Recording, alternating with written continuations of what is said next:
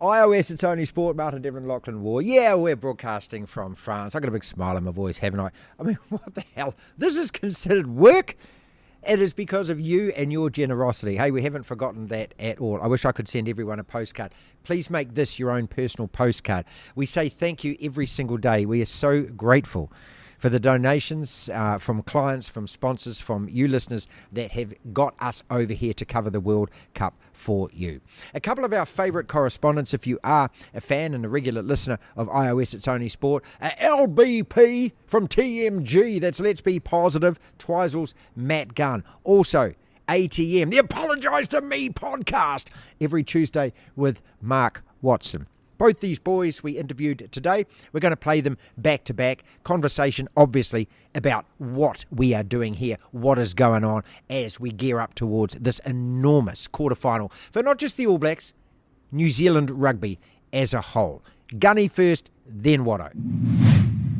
LBP, let's be positive. I'm in Paris, you're in Twizel. I'm here at the World Cup, your team is coming home. Matt, this is the worst Australian side that you've ever sent overseas. A once proud, very proud rugby nation that won 2 World Cups in the 1990s. What the hell has happened, mate?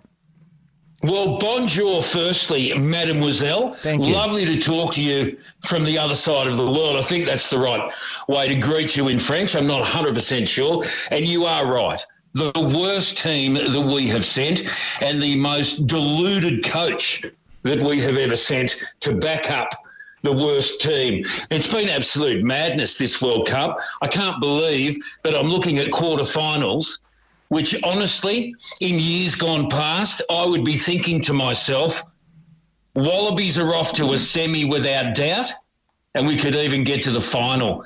Argentina, Wales, England, Fiji, some teams in there I didn't expect to be giving themselves a chance at semi-finals, but I think Ireland, New Zealand, France, South Africa, the 4 teams we talked about in the lead-up, one of them will win the final, won't they?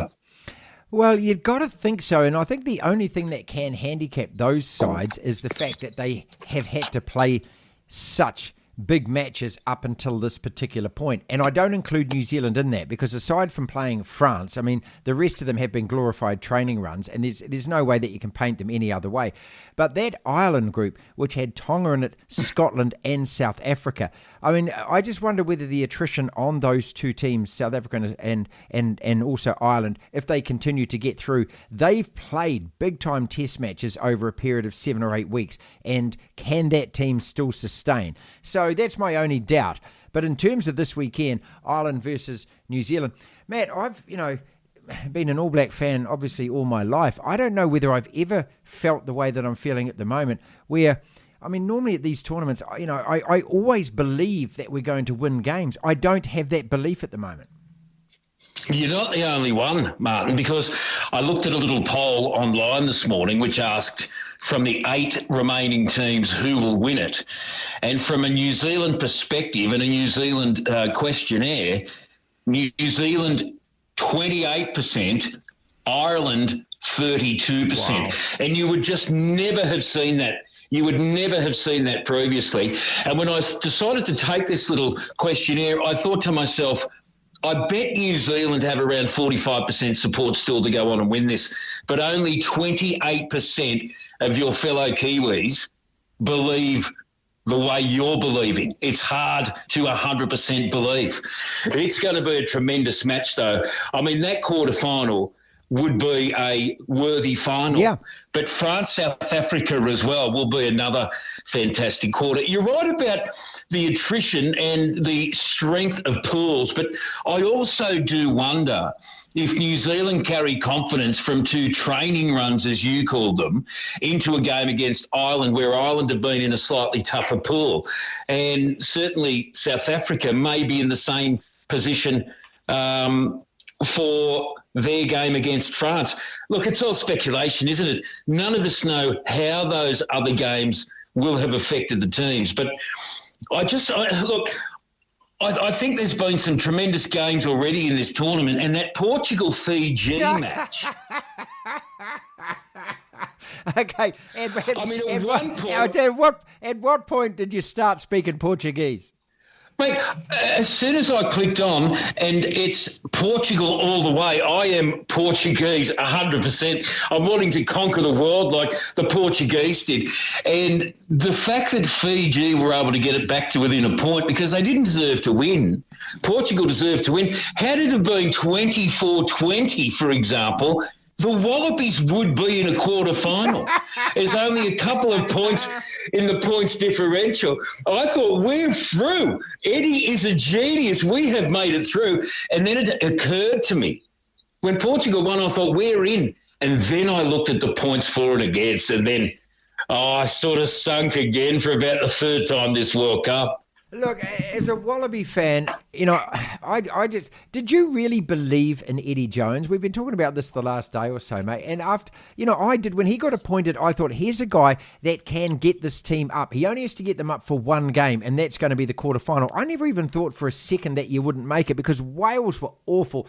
And Fiji, as much as I love this team, they're unproven in 15s rugby, and their preparation is always subpar because that's how World Rugby love it. They don't kind of get them together. They don't give them the resources, and they certainly don't put them on a level playing field with the rest. And so it never occurred to me that you wouldn't actually get through. And it was only after you lost to Fiji that I thought, oh, hang on a second, because that was an awful Wallaby performance. And then to turn around and get smacked by 40 points by Wales. Look, you don't deserve to be there. I mean, that's the reality of it. Yeah, the results speak for themselves. We were a poor team in a pool that I think gave us more confidence than we deserve to have. Now, the question about Eddie Jones is, and I remember talking to the BTE, Brendan Telfer, while you were away a little while ago, and it was around the time when Australian rugby was thinking about bringing Eddie on. There was talk about it. It was in the media. And at that time, I thought, no way.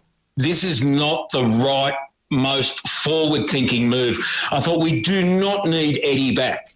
And, of course, then he came back on board and he's a little bit entertaining with his grumpiness at some of the press conferences, and you just accept it and you think, well, all right. I mean, he apparently knows what he's doing. He's had some big jobs around the world.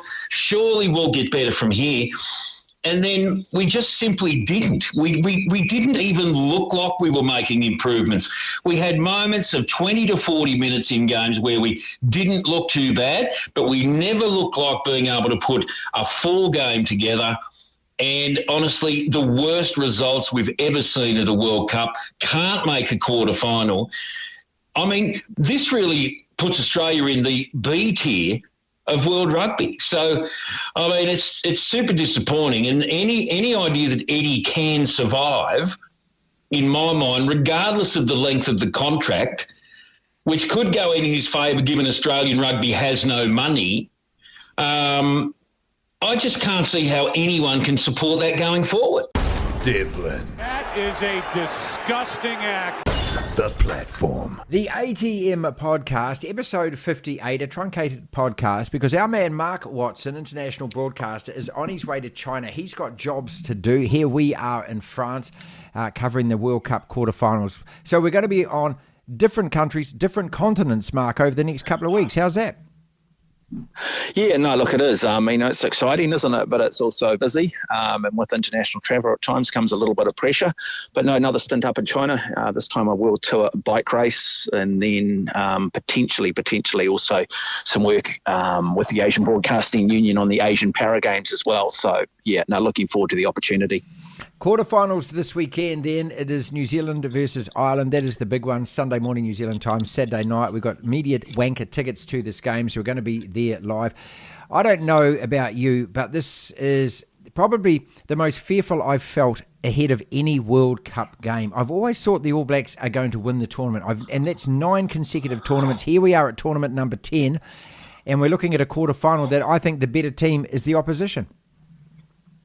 Yeah, it's strange, isn't it? And this is what we've been going on about and been the problem with rugby. You know, for the first time in our long, illustrious history, we're very much going as underdogs. Now, I think we may have been able to say that in the past when it's been teams like arguably South Africa or maybe Australia, but this is Ireland, the emergence of Ireland, a team that hadn't beaten us up until 2017, a country where basically all their players play really in two teams in Ireland, and they've just got this 18 games straight at the moment, this wonderful momentum. And I'm like you, I'm not confident. I just still haven't seen enough from this All Black team. I've still just seen too much inconsistency, and I think that's just the great frustration for me. I heard some media conference from Ian Foster after the Uruguay game, and he said, look, we've still got some work-ons, and I'm like, mate, you're a week out. You've had 4 years. We've lost so many test matches to Argentina, to Ireland, to South Africa, to Australia. And we're a week out and there are still some work-ons. Yet I look at the resource that's been put into this team, the rest and rotation during Super Rugby, and that stuff just frustrates me. Look, I still think we can win, but if you're a betting person, you're putting your money on the Irish, aren't you? If you're betting with your head and not your heart, you're putting your money on with the Irish. But look, in saying that, with all of my frustration I have towards New Zealand Rugby, I do want us to win this. I really do hope. I do hope that we do win this Test match, and I sort of hope that France can get up over. France can get up over South Africa. South Africa and win that one as well, and that won't be an easy environment for the South Africans with an absolutely raucous French crowd who will probably have some influence on the referee. But this might just be the most important Test match in the last 50 years for the All Blacks, because the ramifications if we lose it, as we've talked about, are dire. We have absolutely nothing left if we go to the quarterfinals. The sacrifices we've made. I mean, you look at the legacies of Ian Foster, his legacy's on the line. You look at the legacy of Sam Cane, he'll go down as... Yeah, he'll just go down as... another failed All Black captain at World Cups. And so will the team, Mark. And this is what I fear as well, is that, if we don't win this quarterfinal, if we don't progress from here, these players, as much as they rate themselves, are going to return home as just another bunch who failed on the biggest stage. And you also got to look at it in terms of what's happened in the last 4 years. And that's, the perspective that must be applied to this match. Since 2017, when the Lions box kicked us and rush defensed us, and we never had an argument to that. Since that time, we haven't been the best team in the world. And I always measure it by, if you lose in international rugby to more than two different teams every year, at least two different teams, you can't claim to be the best, because when you're the All Blacks, there's only 4 or 5 teams that can actually beat us. Well, that's now increased, of course, because Argentina have both home and away. And all of these unwanted records that these particular players, this group of All Blacks, have, I mean, I don't know, the word's not achieved. They have so underachieved. And then you look at how we've prepared for this World Cup. As you say, we started off the season like a rocket. Losing to South Africa at Twickenham was a real kick in the groin. And then after that, getting smashed by France. Both games were very similar in terms of getting beaten up front. Since then, we've had 3 glorified training runs against teams that have provided no opposition whatsoever. You can't read anything into those Italy, Namibia, Uruguay results. And now we face this. It seems, I mean, if you could write a book about the worst way to prepare for a World Cup rugby quarterfinal, we've just written chapter and verse. Yeah, and a lot of it's out of our control. I mean, I expected a bit more for Italy. I mean, I think Italy and Scotland have been really disappointing at this tournament, but that's another discussion. But you mentioned going back to 2017. This is the great frustration. What have we learned? I mean, we still just look like we're playing the game we were back in 2017. We know how these teams get up now and shut us down in terms of space. We know what they're doing at the breakdown in terms of bullying us and beating us up. And we've just still got no reply and no answer. We've just reverted back to type. We sort of want to try and take the moral high ground about, but look, we lost, but look at the entertaining rugby we play, and World Rugby needs to address it. Well, that means nothing, mate. I mean, play Test match rugby, play Rugby rugby. That's the way the game's being played at the moment. We hear teams talking about having to adapt to the referee. Well, New Zealand needs to look at that at a macro level and adapt to the way the game is being played, and it's called Test match rugby. And so for all of the nous, for all of the people employed, how come we still cannot play a style, or at least have the ability to have a plan B and play a style, or have the ability to shut the Irish down and these teams and England semi-final 2019 and actually counter it? Where has been the progression? What do these guys do? It's just so incredibly frustrating. And the other thing that frustrates me, I read that if the All Blacks win, they're going to get $150,000 bonus each. Why are we paying our All Blacks bonuses? You're getting paid because we expect you to win. do we take money from you when we lose? I mean, it's $4.5 million. We've got every major provincial rugby union in this country struggling, and yet we're going to incentivise the All Blacks to win. We've had so many losses in the 4 years. My expectation is, if you're going to have an All Black coach and All Black players saying, judge us on the World Cup in 2-3 years' time, and that's the default setting, that's the excuse, I don't want to hear about player bonuses. I don't want to hear about it. If you're going to incentivise them for winning, then make sure you also punish them when they do lose. Devlin. Have you seen my wiener? The Platform.